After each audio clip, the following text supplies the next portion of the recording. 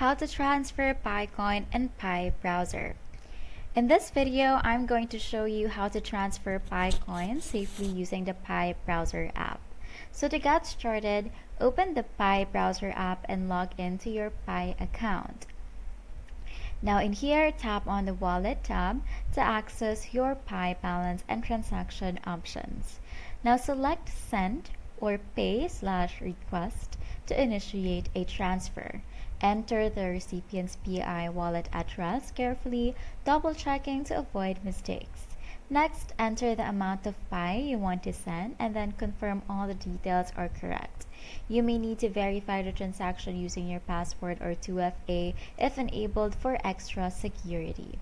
Once confirmed, the transfer is processed on the Pi blockchain and should complete shortly. You can monitor the transaction status in your wallet's transaction history. Remember, transfers within the Pi network are free, but keep your app updated for the best performance. And that's how you transfer PiCoin in Pi browser.